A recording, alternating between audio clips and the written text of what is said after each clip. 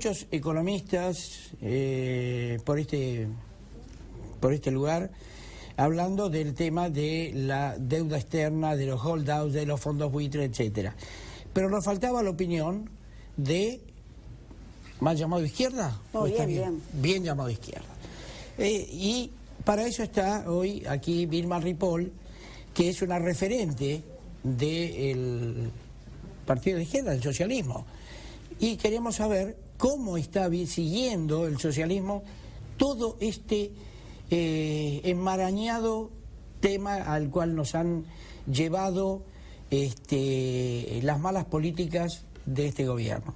Vilma, gracias por venir. No, gracias por invitarme. Un tema que está cruzando la vida nacional junto con el mundial. Pero antes te quiero preguntar, porque estábamos hablando de los 200.000, del millón de empleados públicos que se agregaron.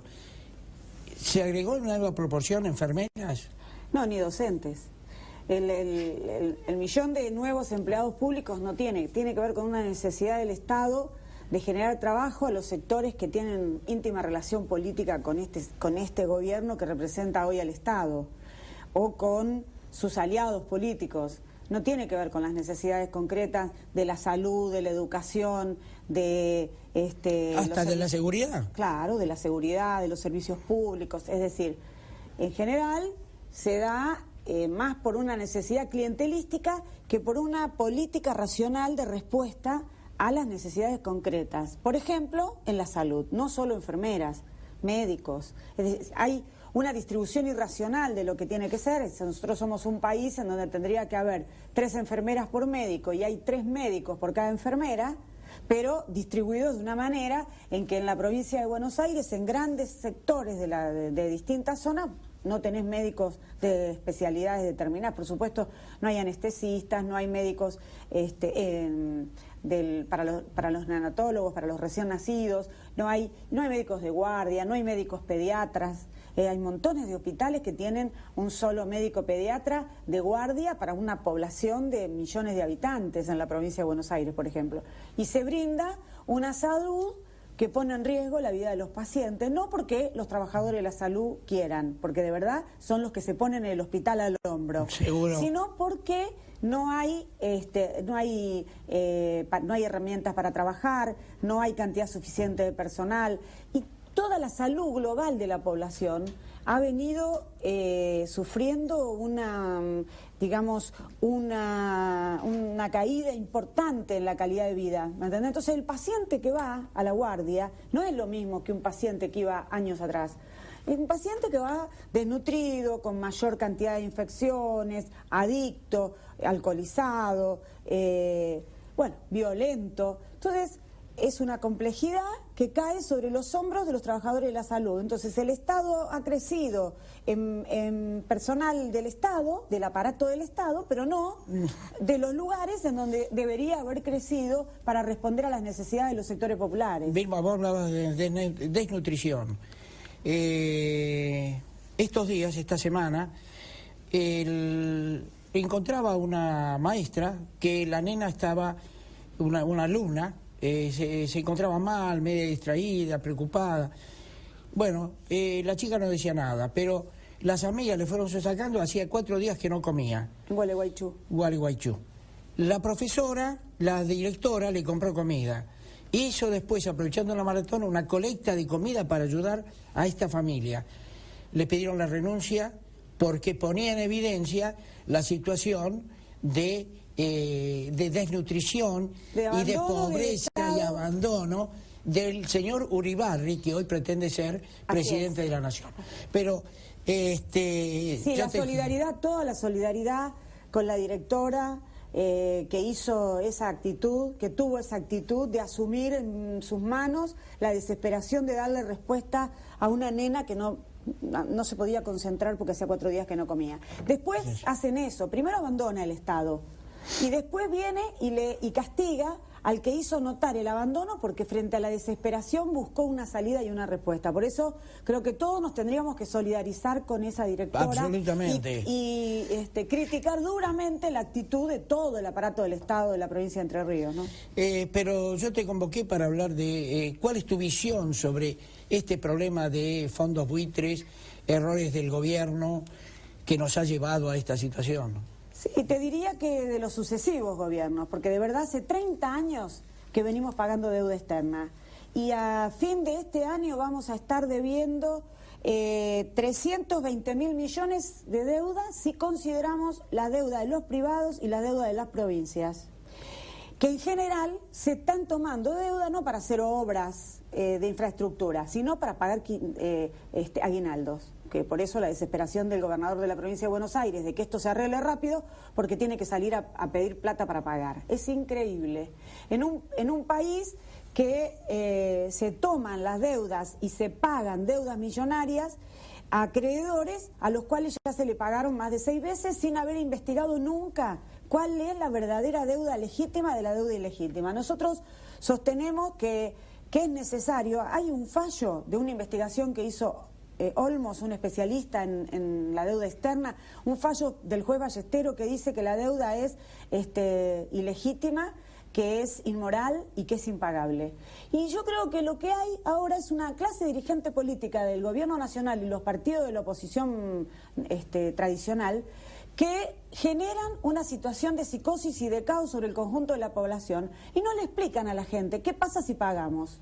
Y todos hacen una unidad nacional para pagarle a los acreedores internacionales que son buitres, es decir, son prestamistas, digo para que la gente entienda, y tienen una moral todavía mucho más corrupta que el prestamista vecino, que uno encima le ve la cara. Estos tipos uno nunca le ve ni la cara, sin embargo vienen por el futuro de los países queriendo cobrarnos, qué sé yo, ahora los 1.300 millones que dicen que vencen el lunes, bueno, eran 450 y nos cobran 1.300, así hacen. Entonces, resulta que viene el Club de París, es deuda de la dictadura, es más, es una deuda que hasta adentro contempla un submarino que dicen que compró Macera cuando no vino ni uno de plástico.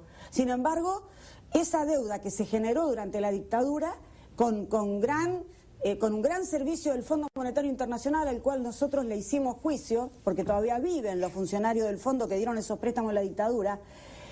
Los préstamos tomados por gobiernos dictatoriales tienen internacionalmente hasta nombre, se llaman deuda odiosa y no hay obligación de pagarlo. Sin embargo, acá no se hizo lo que dice el fallo de Ballesteros. Paremos la pelota, investiguemos en el Congreso, fijémonos cuál es legítima, cuál es deuda de bicicleta financiera, digo para que la gente me entienda, de esa que le hacían tomar a las empresas del Estado que terminaron preparando a todas las empresas para que después las privatice Menem en la gestión siguiente. ¿Por qué? Porque les hacían tomar una deuda que no existió. Es deuda que entraba y salía y hacían... Ahora, Vilma, ¿no te parece que cuando se va a discutir la deuda hay funcionarios argentinos que amanecen mucho más ricos al día siguiente que cuando se acostaron la noche anterior? No tengas ninguna duda, hay bancos que se encargan de esto. Bancos que además tienen sus...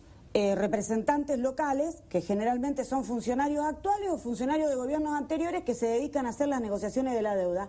Y son cifras millonarias que pagamos nosotros que podrían estar invertidas en salud, en educación. Si, la verdad, si los 76.000 millones de dólares que dice el gobierno de los Kirchner que pagaron, en lugar de... Porque, ¿cuál es el mecanismo de la deuda? Es pagar, pagar, pagar y seguir pagando.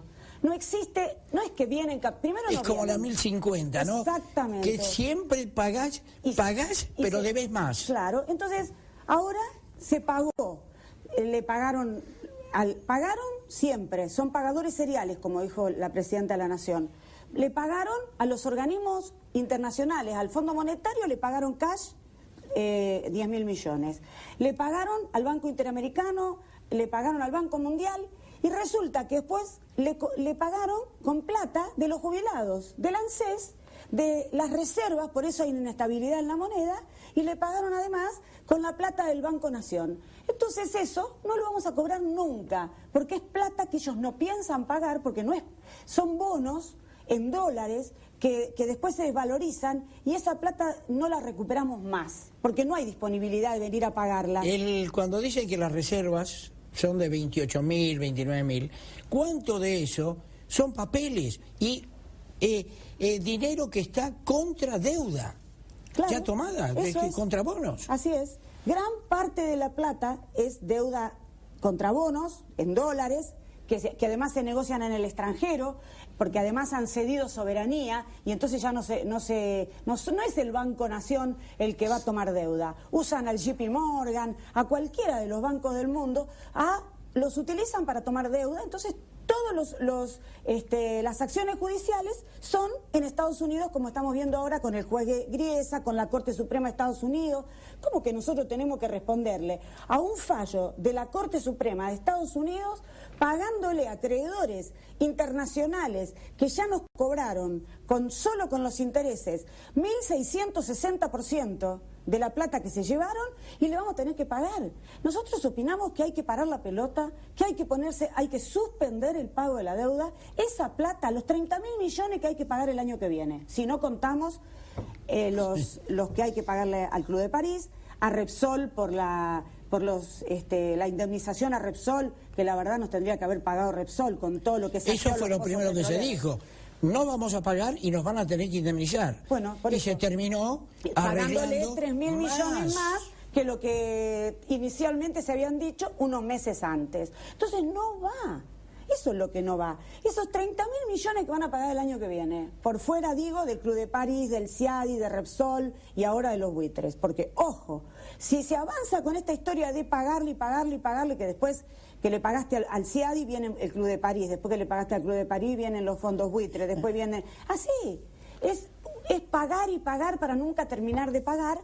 Y se paga con el hambre del pueblo, no nos podemos engañar. Entonces a la gente habría que decirle la verdad. Miren, si nosotros pagamos, va a haber menos presupuesto de educación, menos presupuesto de salud, menos presupuesto para obra pública. Ni sueñen con créditos para la vivienda, ni sueñen con ningún tipo de crédito del banco, ni siquiera el Banco Nación, porque también tiene papeles en su reserva el Banco Nación porque se utiliza para pagar deuda. Entonces hay que decirle a la gente, si pagamos es esto, y si no pagamos es esto otro. Y que sea la gente la que resuelva, no que sean los políticos de este país, porque en todo caso, si están tan apasionados por pagar, que paguen con su capital, viejo, no con el nuestro. Eso es lo que nos indigna, que de verdad ellos son todos los generosos de los fondos buitres y nosotros somos los que pagamos con la salud de los pibes, ¿me entendés? Porque hay que ir a los hospitales y ver a los pibes en la situación en la que están. Hay que ir a las escuelas del conurbano y no hablemos del interior del país y ver en qué situación está la educación, los pibes, los comedores, el recorte de la comida de los comedores de la provincia. Todo eso, ¿por qué? Porque hay que pagarle a los buitres estadounidenses.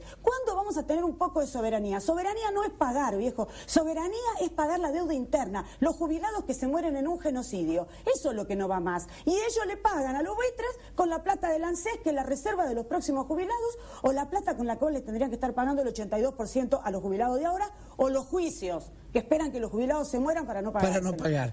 Vilma, lamentablemente se voló el tiempo. Yo esperaba tener más tiempo para hablar del problema de la deuda externa, pero bueno, te derivé a cosas internas, ¿no? Importante porque están ligadas al tema de la deuda. Nadie se crea que todo lo que hablamos no tiene que ver con cuánto se paga, cuánto no se paga y quién manda en este país. Si mandan los bancos de Estados Unidos, la Corte Suprema de Estados Unidos, un juez de Estados Unidos o las necesidades del pueblo argentino. Y esa es la gran definición que nosotros opinamos que hay que tomar. Que ojalá se tome en algún momento, aunque ya creo que es tarde. Estamos en el horno. Gracias, Muchas gracias. Vilma. Vamos a un corte, señor director.